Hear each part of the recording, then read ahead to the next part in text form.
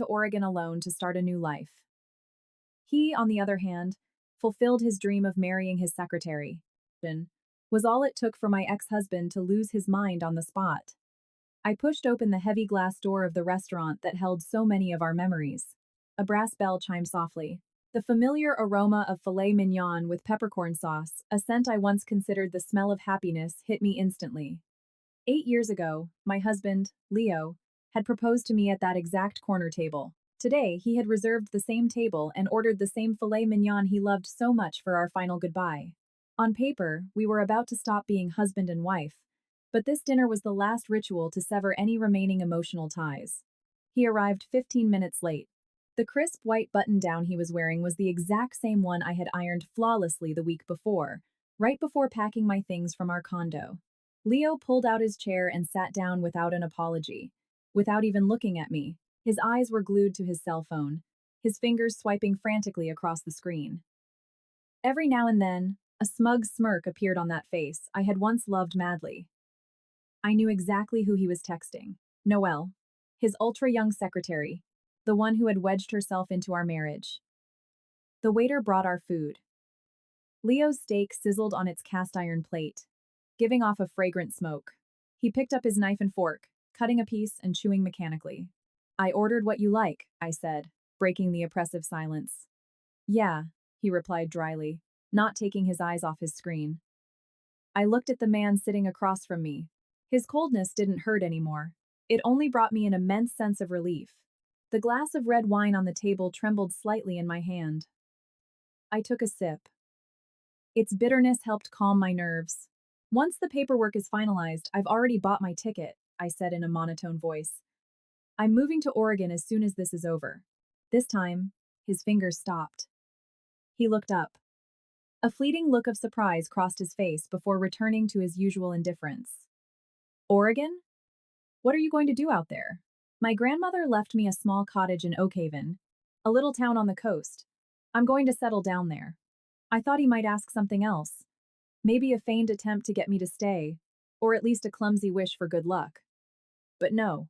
Leo shrugged as if I had just given him the weather forecast for tomorrow. "Suit yourself. It's for the best," he said.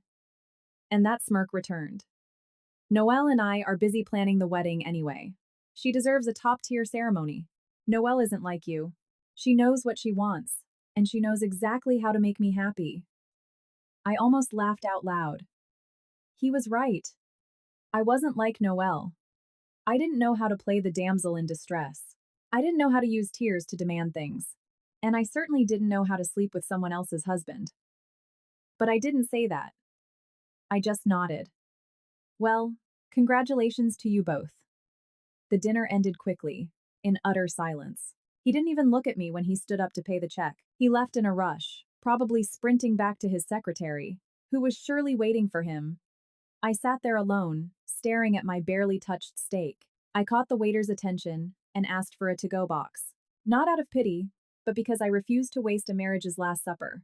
No matter how bland and cold it had been, it was finally over. I went back to our condo, the place that had once been our home. The silence was deafening. 8 years ago, Leo and I had drained our savings to buy this apartment in downtown Chicago. I still remembered the day they handed us the keys. We cried tears of joy. We painted the walls ourselves. We picked out every piece of furniture together. I really thought we would grow old here. I stood in the middle of the living room. The cream-colored sofa we had argued over so much was now draped in a white sheet. The wall, once filled with our wedding photos, was bare, showing nothing but the marks left by the nails. Everything was still there, but its soul was gone. I started boxing up 8 years of memories, now reduced to a few cardboard boxes. I opened the closet, my clothes on the left, his on the right. I carefully folded my dresses and blouses. A couple of his shirts were still mixed in with my things. I picked them up. The familiar scent of fabric softeners still clung to the fabric. That smell used to mean peace. Now, I shoved them all into a separate bag for their new owner. I opened the bottom drawer of the dresser, where I kept our keepsakes. A small wooden box held our old photos. The first picture we took together in college, our smiles still so innocent. Our wedding day, me glowing in my white dress, him looking at me with infinite tenderness. 8 years. Where had that look gone? I didn't cry. My tears had dried up the day I found his text messages. I only felt a bone-deep exhaustion. I tucked the wooden box into the bottom of my suitcase. I wouldn't throw it away, but I would never open it again either. It belonged to yesterday's chapter.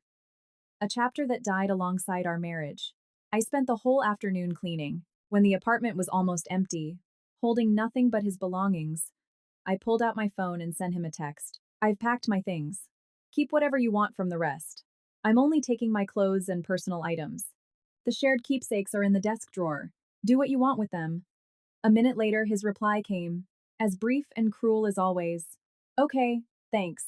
I took one last look around the condo. Goodbye. Goodbye to 8 years of my youth. I left my key on the oak coffee table, right next to the TV remote. A sharp click echoed in the empty room.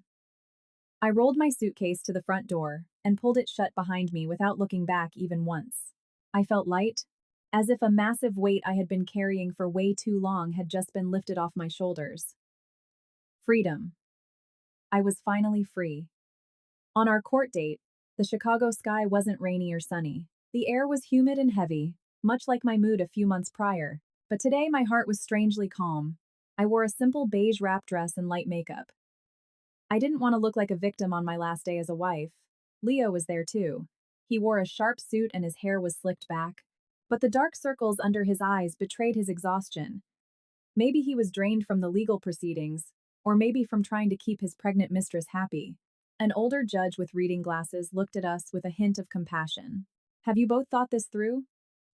Marriage is a lifelong commitment. Yes, Your Honor, we are certain, we answered in unison. It was quick. Signatures, stamps. The judge declared us legally divorced. 8 years of a shared life ended with a thin sheet of paper. I received my divorce decree, a certificate of my single status, which felt both heavy and incredibly light at the same time. Just as we stepped out of the courtroom, Leo's cell phone rang.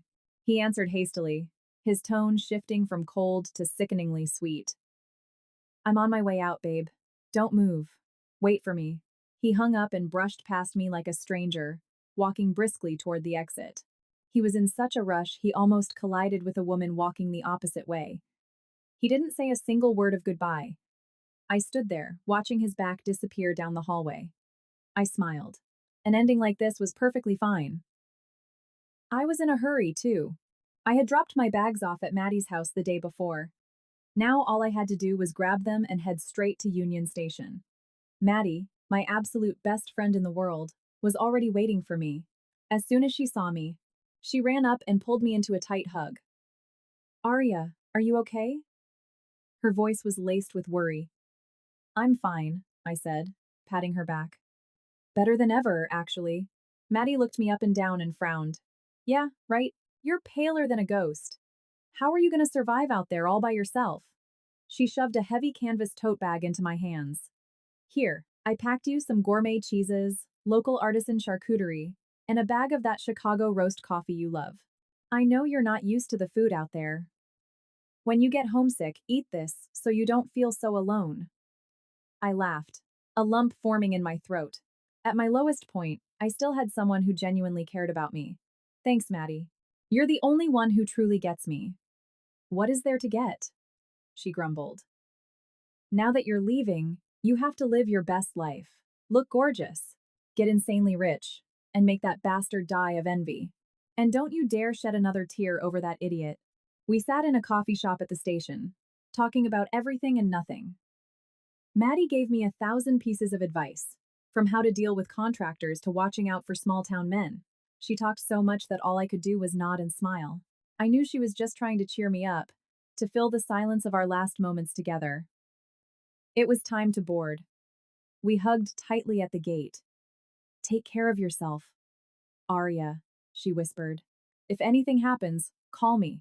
You too. I'll call you the second I get there. She let go. But her expression suddenly turned hesitant. Listen, Arya. There's something I don't know if I should tell you. What is it? I frowned. At this point, what else could possibly hurt me? Just say it. Maddie took a deep breath and leaned in close. Noelle is pregnant. I froze for a split second. Not out of shock, but out of the sheer irony of it. So that was it. That's why he was in such a mad rush to finalize the divorce. That's why he didn't fight me for any of our assets, as long as I signed the papers quickly. Ah, I let out a soft chuckle. Well, double the joy for them. That's not all, Maddie continued. Her face twisted in disgust. They are planning an obscenely lavish wedding. My husband heard through the grapevine that it's going to be at the Crystal Plaza. They rented out the entire main ballroom. That Noelle girl wants the wedding of the century just to show off to everyone. Typical gold-digging behavior. Let them do what they want. I shook my head. I honestly don't care anymore. And I really didn't. The pain had scarred over. Hearing news about them now just felt ridiculous. A greedy man and a calculating woman.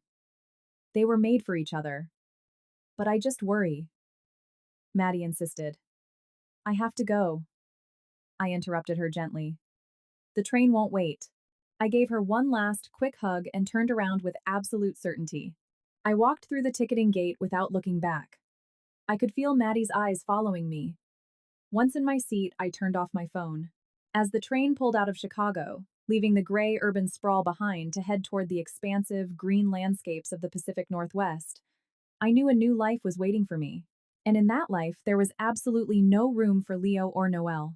I took out my phone, popped out the old SIM card, snapped it in half, and tossed it into the trash can. I blocked every possible avenue of contact. A clean break.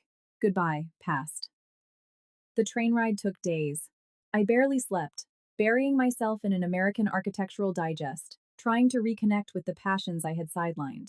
When the train finally slowed down and the intercom announced our arrival in Oregon, my heart raced. I stepped off the train, and the crisp, damp air of the Pacific Northwest filled my lungs. It was incredibly pure and clean, completely different from the stale city air. The sky was a brilliant, cloudless blue, and the sun was bright but gentle. I collected my luggage. Everything was unfamiliar, the laid-back vibe, the people, even the scent of pine in the air, but I wasn't scared. I only felt a strange, buzzing excitement. I grabbed a cab to take me the rest of the way to Oak Haven. The driver, a friendly older guy in a flannel shirt, glanced at me in the rearview mirror. First time in Oregon, miss? Not exactly, I replied with a smile. I came here once when I was a kid to visit my grandmother. Now I'm moving into her house. The driver looked pleasantly surprised. Well, welcome back. Oak Haven is a gorgeous town. You're gonna love it. The car left the highway and wound its way through coastal roads. Strip malls faded into dense, towering pine forests, lush green hills, and charming wood-shingled houses. The scenery was so peaceful that I rolled down my window and took a deep breath. The air smelled of wet earth, pine needles, and salty ocean spray. I knew I had made the right choice. The cab pulled up to an old stone and wood fence covered in ivy, with a faded blue wooden gate. I paid the driver and dragged my heavy suitcase through the entrance. My grandmother's house stood before me. It wasn't a sprawling mansion, but a ridiculously cozy two-story craftsman cottage with a slate roof. What truly took my breath away was the garden. It was an explosion of color. Climbing roses scaled the trellises. Deep blue and violet hydrangeas formed massive shrubs, and there was even a small apple tree heavy with fruit. Before passing away, my grandmother had hired a local company to maintain the house and the grounds. I slid the old brass key into the lock. The heavy wooden door creaked open smoothly. Inside, everything was spotless and inviting. The furniture was solid wood, rustic and timeless. A massive riverstone fireplace anchored the living room, right next to a floral-upholstered wingback chair my grandmother used to love. The late afternoon light spilled through the large bay windows, casting golden hues across the hardwood floors. I dropped my bags and walked through the house. The quaint kitchen with copper pots hanging on the wall. My bedroom on the second floor with a balcony that overlooked the garden. Everything was perfectly preserved, as if my grandmother knew I would eventually come home. I pushed open the balcony doors. The autumn breeze carried the scent of blooming roses. I stood there with my eyes closed. All the go with agony of my dead marriage seemed to evaporate into the coastal wind. I was no longer Arya, the betrayed wife. I was Arya, my grandmother's granddaughter, the owner of this beautiful home. I was exactly where I was supposed to be. After a week of resting and organizing my life, I started job hunting. I had a master's degree in interior design and decent corporate experience from Chicago. But I didn't want to commute to Portland or Seattle. I wanted a quiet life right here in Oak Haven. No rat race, no cutthroat competition. I polished my resume and emailed it to small local design studios. Luck found me sooner than expected. 3 days later, I got an email inviting me for an interview at Forman Soul, a small but highly respected boutique firm right in town. I prepped nervously, choosing a chic, tailored blazer, and brushed up on my industry jargon. The studio was tucked away down an alley covered in blooming bougainvillea. I was interviewed by Matt, the owner. He looked to be in his early 40s, with casually tousled brown hair and warm, kind green eyes. He reviewed my portfolio carefully, nodding approvingly at my past commercial projects. "Your resume is seriously impressive," Matt said, his voice deep and easygoing. "But why choose a small firm in Oak Haven instead of a massive corporate agency back in Chicago?" I smiled and gave him the honest truth. "I moved back here for my grandmother's house. I love the peace of this town. I want to do the work I'm passionate about, but I also want time to tend to my garden and actually enjoy my life. I don't think the quality of design is dictated by the size of the firm." Matt looked at me intently for a moment before grinning. "I feel the exact same way." I couldn't stand the noise in the city. The interview turned into a fantastic conversation about design trends and personal aesthetics. Matt seemed like a wonderful boss, passionate, grounded, and deeply respectful of his team. The next morning, while I was watering the garden, my phone rang. It was Matt. "Hey, Arya. Calling with good news. Can you start this coming Monday? We just landed a project for a boutique eco-lodge, and we desperately need someone with your exact taste." I was so thrilled I almost dropped the watering can. "Yes, absolutely. Thank you so much, Matt. I had a job I loved, in a place I loved." My new life had officially begun. My new routine locked in quickly. I woke up every morning at 6:30, not to a blaring iPhone alarm, but to birds chirping outside my window. I'd walk down to the local bakery, grab a fresh blueberry scone and a latte. The smell of butter and roasted espresso fueled my mornings. I walked to work. The studio was only 15 minutes away. The path was shaded by giant evergreens and crossed an old stone bridge over a babbling creek. My coworkers were fantastic. There were only 5 of us, including Matt. They welcomed me with open arms, patiently helped me figure out the local suppliers, and always raved about the baked goods I sometimes brought in. Matt trusted me implicitly, handing over the reins for the Eco Lodge project and giving me total creative freedom. The work consumed me in the best way, leaving me zero time to dwell on the past. On weekends, I no longer had to cook and clean for a man who didn't appreciate it. I spent my time entirely on myself. I rode my bike along the coast, browsed local antique markets, or simply sat in the garden with a good book. I learned how to prune the rose bushes and planted a small herb garden. My hands were often covered in dirt, but my heart was completely at peace. This life was the polar opposite of my suffocating 8-year marriage. I felt reborn. I laughed more. I slept deeper. On Friday afternoon, 1 week before Leo's wedding, Maddie FaceTimed me. "Oh my God, Arya, look at you. Are you glowing? Or is it just the lighting? You look so healthy and flushed. That Pacific Northwest air is doing wonders for you." "I guess it is," I laughed. "Work is great, the air is clean. How are things with you?" We chatted for a while. Right before hanging up, Maddie hesitated. "Hey, Arya. Next week. Next week is that bastard's wedding. Are you going to be okay?" I knew Maddie was just being protective. I looked out the window. The evening sun was painting the garden in strokes of gold. "I'm totally fine," I said evenly. "Next week, I have to drive out to visit an artisanal tile maker. I'm way too busy figuring out the bathroom finishes for the lodge to care. Let them be happy. I'm busy planting flowers and building a career." Maddie stared at me through the screen for a long moment, then sighed in relief. "Yeah, you're right. Staying busy is the best revenge. Screw them." I hung up and went back to sketching. The day of his wedding? I genuinely couldn't care less. That Saturday finally arrived. It was late afternoon in Oregon. I had just finished watering the hydrangeas when my phone started buzzing relentlessly. It was a FaceTime call from Maddie. I smiled, wiped my hands on my apron, and answered. Maddie's face popped up, looking absolutely feral with excitement. She was in her pajamas in her living room, but I could hear a chaotic mix of music and loud voices playing from another device in the background. Aria! What are you doing? Maddie screamed into the phone, just finished in the garden. Why is it so loud over there? Are you at a party? Not a chance in hell. My husband is. Maddie rolled her eyes, then dropped her voice to a dramatic whisper. He's at Leo and that homewrecker's wedding. I forced him to live text and record everything so you could get the ultimate closure. With that, Maddie flipped her camera to show her husband's phone screen propped up on her laptop. I didn't even need to watch. Maddie's sheer amount of money they blew on this. My husband says they rented out the massive grand ballroom at the Crystal Plaza. Red carpet from the valet. Imported orchids literally everywhere.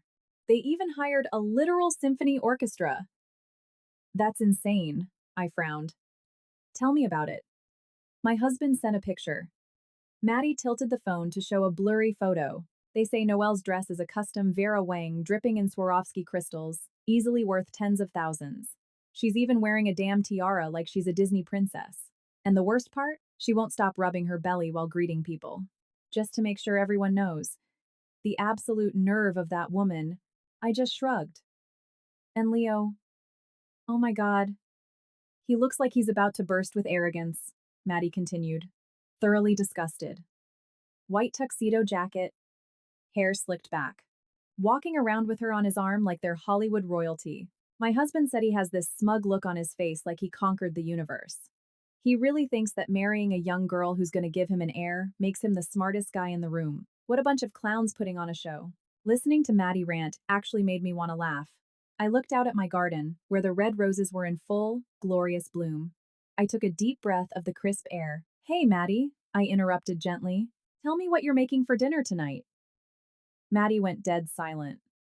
I am giving you the tea of the century, and you're asking me about dinner? Because their story doesn't interest me anymore. I smiled softly. Let them show off. Let them think they're on top of the world. That's their problem. Right now, I need to put a chicken in the oven. Matt and the guys from the studio are coming over for dinner. Maddie stared at me through the screen, then suddenly burst out laughing. Oh, Arya, you have truly reached enlightenment. You're right. Why waste energy on trash? Go roast your chicken and make it fabulous.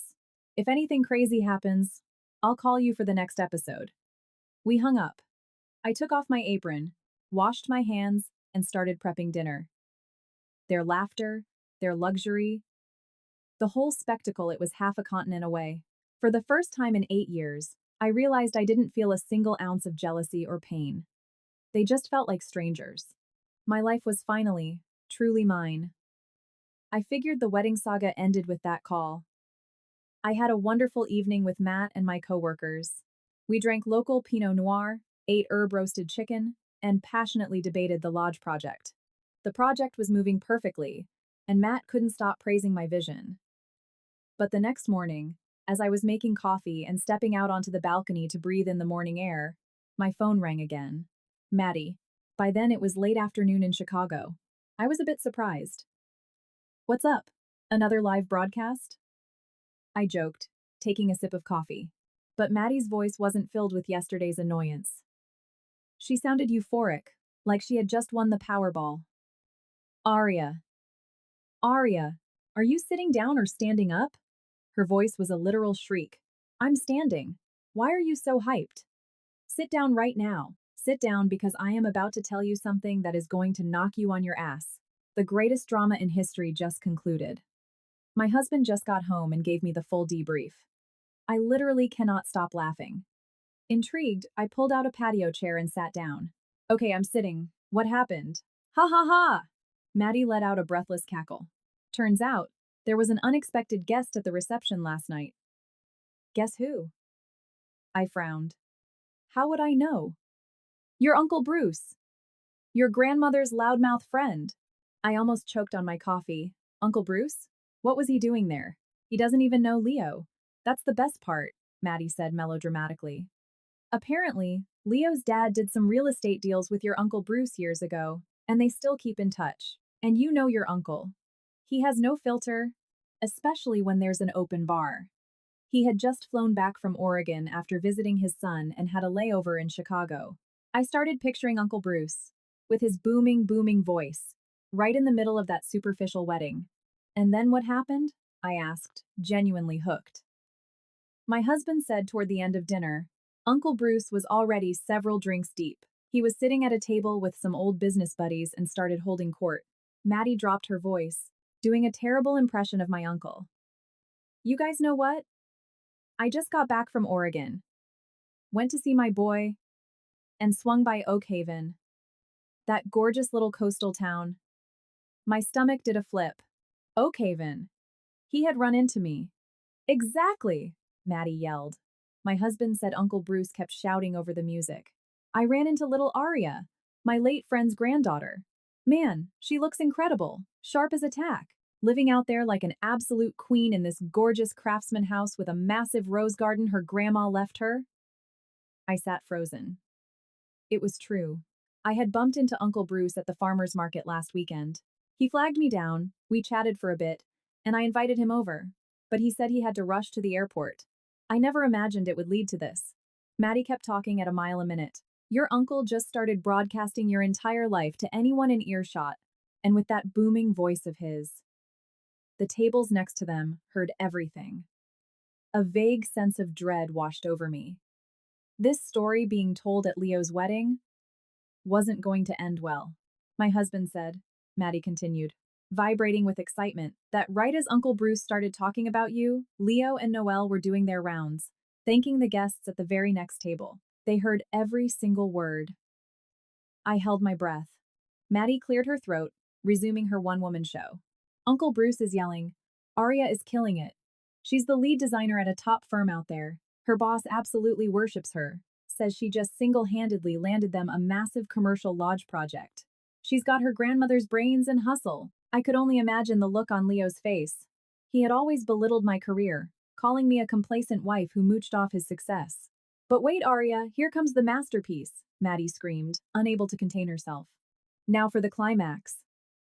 One of the guys at your uncle's table goes, Wow, good for her.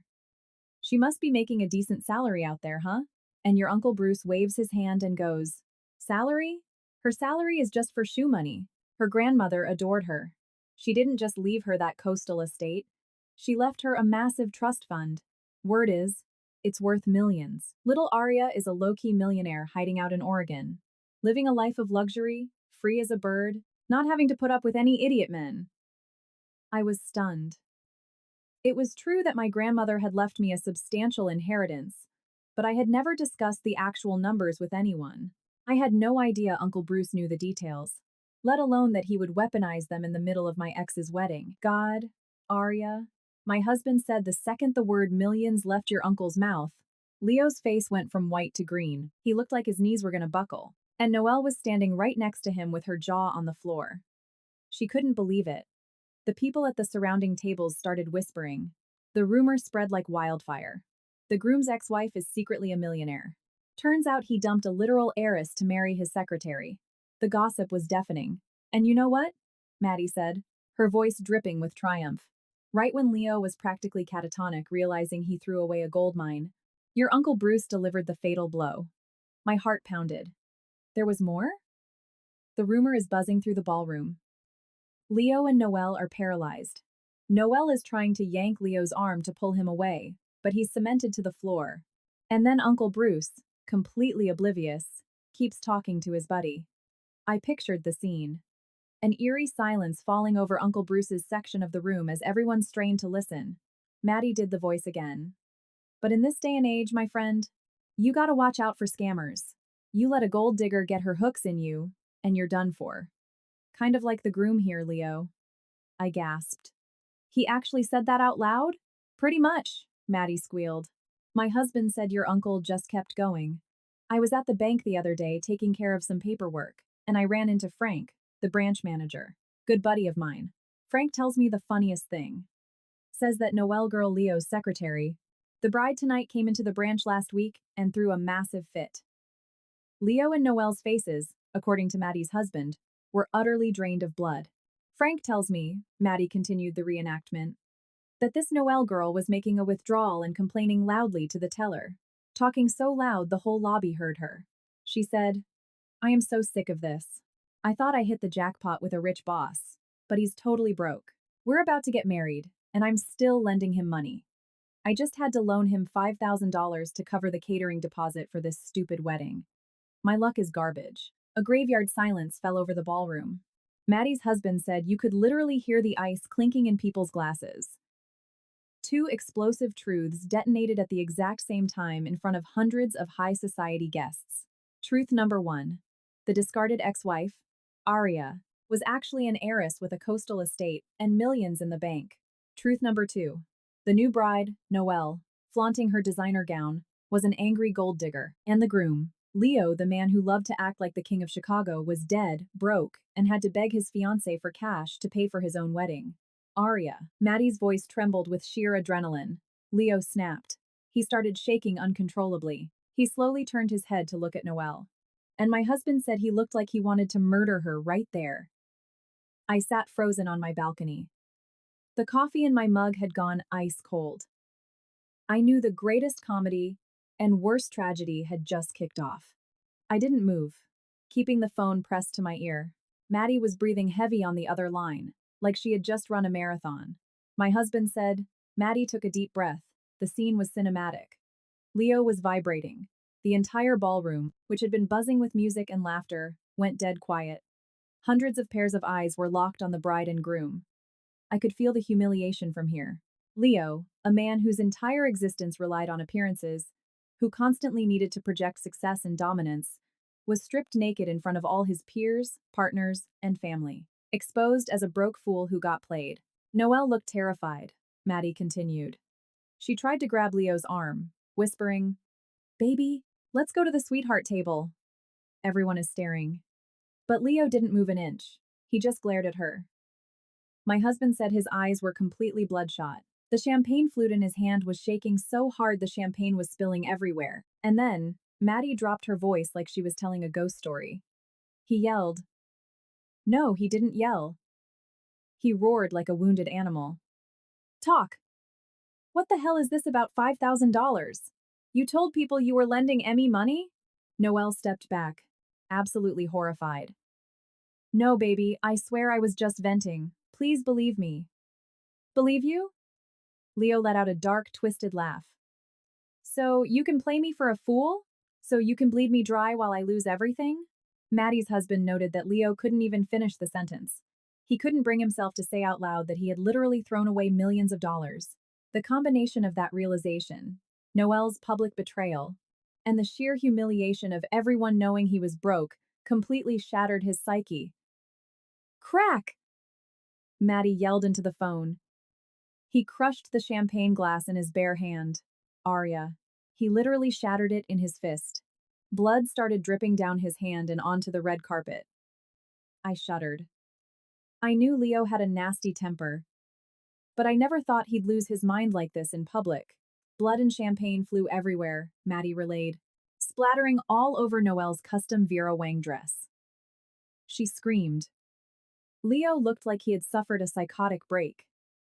He looked at his bleeding hand, then looked up at Noelle. "You played me!" he screamed, his voice cracking. "This is all your fault. You ruined me." His rage exploded. The bitter regret of losing me. The humiliation of Noelle's deception. The absolute fury of realizing he was the punchline of the joke. It all piled up and turned him feral.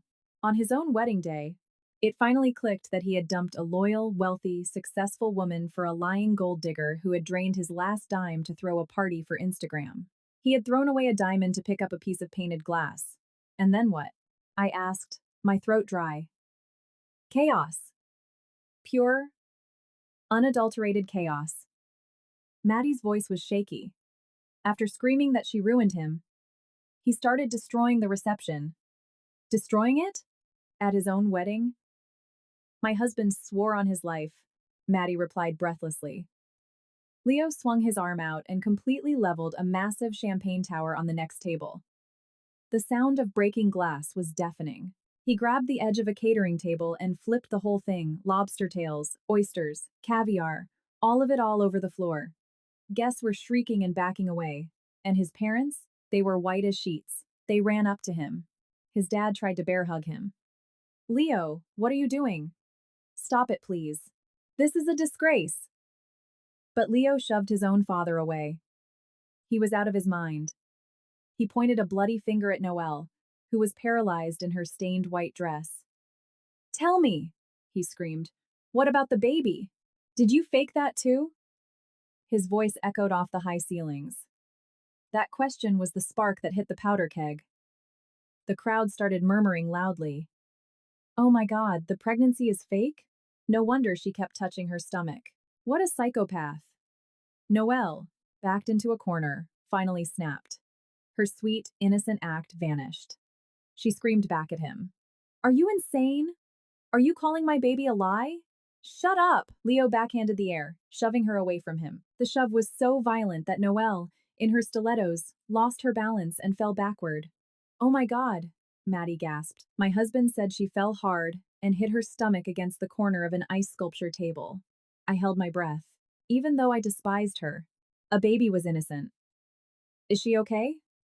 Noelle grabbed her stomach, went totally pale, and started screaming in agony. Seeing her on the floor, Leo froze for a second, probably terrified. But just then, Maddie paused for dramatic effect. Frank, the bank manager your uncle mentioned, who was there as a corporate sponsor of Leo's firm, stepped up into the mess. What did Frank do? Probably trying to score points with your uncle, Frank spoke up real loud, Maddie said. Mr. Leo, please, calm down. It is true that Noelle made a scene at my branch. I heard her myself saying you were broke and that she loaned you $5,000. I can pull the security tape right now if you want. Maddie's husband said the room practically detonated after that. A literal bank manager confirming the rumor on the spot. It was the final nail in the coffin. Leo had nothing left to lose. His career, his pride, his marriage, his finances all obliterated in one night. He let out this guttural roar, Maddie said, and walked over to the head table where the 7-tier wedding cake was sitting. He flipped the entire table. Frosting and cake went flying into the crowd. Get out! He screamed. Everyone get the hell out. The wedding is over. The terrified guests scrambled for the exits. But they weren't just leaving. They had their iPhones out, recording the whole meltdown. A wedding of the century, exactly like Noelle wanted, but it was a century's worth of disaster. My husband bolted out of there too, Maddie finished.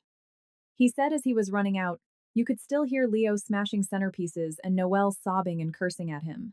A pathetic, absolute circus. Karma moves fast, Arya. I hung up the phone, my chest tight. I stepped out onto the balcony and looked at my roses, sleeping under the Pacific Northwest dew. I thought I would feel vindicated knowing they got what they deserved, but I didn't. I just felt a profound sense of exhaustion and disgust. A life built on greed and lies had self-destructed in an instant. I slept terribly that night. The chaotic images of the reception looped in my brain. I woke up with dark circles. I decided I was done listening to Maddie's updates. Their story was officially over for me. I needed to focus on my reality. I spent all of Sunday drafting floor plans. The work helped wash away the grime of Chicago. But Sunday night, as I shut down my Mac, my phone buzzed. Maddie again. I sighed, debating whether to ignore it. But the buzzing was relentless. What now, Maddie? I'm exhausted. I don't want to hear anymore. Wait. Maddie's voice was vibrating with excitement again. This is the series finale. I promise. Once you hear this, you'll sleep like a baby. Fine, I grumbled. Make it quick. Listen, she insisted. My husband just told me. When he went down to the parking garage to get his car, he caught a scene even crazier than the ballroom. I surrendered. Okay, 5 minutes. My husband saw Leo and Noelle screaming at each other in the parking deck, Maddie said. Her parents were standing there looking like they were at a funeral, trying to pull her away. She didn't go to the ER? I asked, surprised, remembering the fall. Hell no, Maddie scoffed. It was all an act. My husband hid behind a concrete pillar and listened. Noelle completely dropped the victim routine. She was standing there with her hands on her hips, getting right in Leo's face. Maddie cleared her throat, doing her Noelle voice. You are out of your mind. You humiliated me in front of everyone. You ruined my wedding. Leo, whose hand was wrapped in a bloody napkin, screamed back. You ruined me. You're a liar. You've been stealing from me. And then Noelle just started laughing, Maddie said, a tone of disgust in her voice. A laugh that made my husband's skin crawl. Stealing from you? Do you even have money to steal? Who paid for this reception, Leo? Tell me. My $5,000 barely covered the appetizers. My parents had to take out a second mortgage on their house just to pay for this charade so you could look like a big shot. You're useless. You're a broke, useless loser. I froze. So Leo hadn't just bled Noelle for cash. He had squeezed her parents dry too. He had sunk so deep into his own ego that he destroyed everyone around him. My husband said, Maddie continued, that when Leo heard that, he was speechless. He didn't expect her to throw it in his face so viciously. Down in the parking lot, with no audience and no cameras, their true colors finally came out. There was no love. Just debt, lies, and pure hatred. Noelle's parents, seeing their daughter lose her mind, tried to shut her up. Honey, please, stop it. Let's just go home, her mom begged. But Noelle shoved her parents off and pointed a finger in Leo's chest. I'll tell you right now, Leo. I married you for your money, your title as a partner, and this wedding. And now you've destroyed it all. Leo, snapping out of his shock, gritted his teeth. You bitch. And then, Maddie lowered her voice to a whisper. Noelle launched her nuke. She put her hand on her stomach, but not lovingly this time. It was a threat, she said. Maddie whispered, listen to me very carefully. This baby is yours. You want it to live, or do you want it to die? You sign the downtown condo over to me tomorrow, and you wire me $500,000 in cash. If you don't, I am going to the clinic tomorrow morning to abort it. And then I'm going to your firm and telling the board exactly what kind of monster you are. My blood ran cold. Using an unborn child for extortion. It was beyond evil. What did Leo do? I asked quietly. My husband said Leo just stood there for a long time. And then, he started laughing. A laugh that was way scarier than his yelling. He laughed hysterically. When he finally stopped, he looked Noelle dead in the eyes and snarled, Keep dreaming. He pulled out his keys, sprinted to his Mercedes, and even though Noelle tried to block the car, he floored it, almost running her over. He peeled out of the garage, leaving Noelle and her parents standing in the concrete, surrounded by the ruins of their luxury wedding. My husband sprinted to his car and drove off. He didn't want to be around when the cops inevitably showed up. We sat in silence for a moment. Maddie, I have a weird feeling about the pregnancy. I do too, she interrupted. My husband said the fall looked nasty, but 10 minutes later she was in the parking lot screaming with incredible stamina. I bet the pregnancy was totally fake, or she manipulated a test just to trap him. She used it to force the wedding, and now she tried to use it to extort him. I let out a long sigh. Fake or real? Using a child like a pawn was sickening. Well, Arya, Maddie said, her voice finally sounding tired. Let's close the curtain. Two greedy, pathological liars who absolutely destroyed each other. Trash took itself out. Go to sleep. I need to crash too. Drama is exhausting. I hung up. I looked out into the night. Oak Haven was perfectly still. The sound of crickets filled the garden. I realized the hurricane in Chicago had passed, and it had absolutely nothing to do with me anymore. I texted Maddie and asked her never to update me on them again. I didn't want the toxic sludge of the past polluting my present. I threw myself into my work, fully focused on the lodge project. But a month later, during one of our regular calls, Maddie couldn't help herself.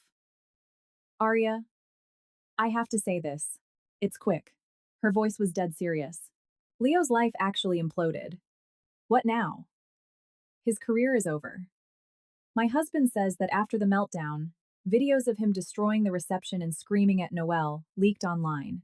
Even though PR tried to scrub them, all his major clients saw it. And what did they do? Pulled their accounts immediately. His biggest whale, a private equity firm from New York, sent a termination letter the next morning, said they couldn't do business with an unstable executive who lacked moral integrity and abused his family in public. I stayed quiet. It was inevitable. In corporate America, reputation is everything. When he lost the New York account, the firm tanked, Maddie continued. The key designers, the good ones you used to work with, walked out en masse, said they refused to work for a lunatic who couldn't even make payroll. They left and took the smaller clients with them. That fast? I was genuinely shocked. Yep. He's desperate. My husband said he's spending every night at hotel bars, trying to buy drinks for mid-level clients just to save face. He's drinking so heavily that last week he was admitted to the ER for a bleeding ulcer. Stayed 2 days, signed himself out AMA, and went right back to drinking. But it's useless. Nobody is boarding a sinking ship with a crazy captain. I shook my head. The career Leo had lorded over me, the success he used to make me feel small, collapsed into dust because of his own ego. I have to go, Maddie, I said. I've got a meeting with Matt. Yeah, you're right. She agreed. Those people don't deserve another second of your time. Live your beautiful life. I hung up and looked at the 3D rendering of the lodge lobby on my monitor. I had gone with a warm Pacific Northwest rustic aesthetic, reclaimed cedar, local artisan pottery, and massive windows letting in the forest light. I felt so proud of it. It was real. I was building something of value, unlike Leo's empire of sand. Months passed. I finalized the lodge design and began overseeing the construction phase. The days were long but incredibly fulfilling. One evening, Maddie called. Her tone was strange, almost pitying. Aria. My husband saw Leo today. Where? At a bar? No, she said softly. At a discount grocery store. My husband went to grab some stuff for a BBQ, and he saw this gaunt, homeless-looking guy scarfing down a pre-made sandwich in the corner. He did a double take. It was Leo. He looks that bad? My husband was shocked. Said Leo looked skeletal, had a patchy beard, greasy hair, and his clothes were filthy. He was eating the sandwich like a stray dog, looking over his shoulder constantly. He looks 10 years older. His firm filed for Chapter 7. He's drowning in debt. You know where he got the money for the wedding deposit? Loan sharks. He thought he'd pay them back with Noelle's parents' money or a new contract. But it all vanished. Now the sharks are hunting him down. The bank foreclosed on your old condo. My husband heard he's sleeping on the floor of his locked-out office. Last week, some guys caught him outside the building and beat the hell out of him. Hearing that, I didn't feel any vindication. Just a hollow, bitter sadness. At the end of the day, he was the man I had loved for 8 years. My husband thought about walking up to him, Maddie murmured. But Leo noticed someone staring, panicked, dropped half his sandwich, and literally sprinted out the door like a fugitive. Oh, and Noelle? The pregnancy was a total fake, just like we thought. Nobody in the city will hire her. Her parents were so humiliated and broke, they had to sell their house to cover the wedding debts. They packed up and moved out of state with her. Word is, they are living in a trailer park. The 2 people who had reveled in my destruction had paid the ultimate price for their greed. Sometimes, life balances the scales, I said softly, and hung up with a heavy heart. But that sadness was fleeting. I looked out at my garden, where the lavender was blooming in a sea of vibrant purple. I took a deep breath. Their lives, no matter how tragic, were no longer my burden. A week later, I presented the final lodge walkthrough to the investor, a notoriously difficult real estate developer from New York. I had meticulously prepared every detail. When I finished the presentation, the developer who Matt warned me never smiled, stood up and started clapping. Spectacular, Aria, he said in a thick East Coast accent, looking genuinely impressed. This is exactly the soul I was looking for. You've done a masterful job. Matt, sitting next to me, beamed with pride. The project was greenlit without a single revision. Walking back to the studio, Matt turned to me. Aria, you blew him away. He's so thrilled he wants us to pitch for his next massive project, a luxury resort in Napa Valley. It's a team effort, but this was your vision. To celebrate, the partners decided to bump your salary by 30% starting this week. And you're getting a week of paid PTO. Go wherever you want. Recharge. Because Napa is waiting for you. I was so happy I could have skipped down the sidewalk. A massive raise, vacation time, and most importantly, profound professional validation. I realized that by walking away from Leo, I hadn't lost anything. I had found myself, and so much more. I decided to use my PTO to drive down the California coast. I rented a convertible and cruised down Highway 1 through Big Sur, staying in little coastal bed and breakfasts, eating fresh sourdough and goat cheese. I met incredible locals, talked about wine and art, and soaked in the sheer beauty of being alive. I finally understood that my worth wasn't tied to being someone's wife or the size of a bank account, but in my independence and my ability to build my own joy. When I returned to Oak Haven, my garden looked more vibrant than ever.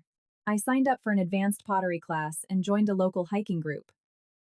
I wanted to keep growing. One afternoon, while I was reading in the garden, Maddie called. We talked often now, but only about my projects, her kids, and our future plans.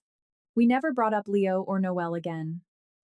They had vanished from my reality like a bad dream fading in the morning light. I watched the late afternoon sun filter through the oak leaves, dancing on the grass. I realized that those 8 years of marriage, as agonizing as the end was, had taught me a priceless lesson. The divorce wasn't the end of my story. It was the prologue. It was the door to a new road, a road bathed in sunlight. I smiled.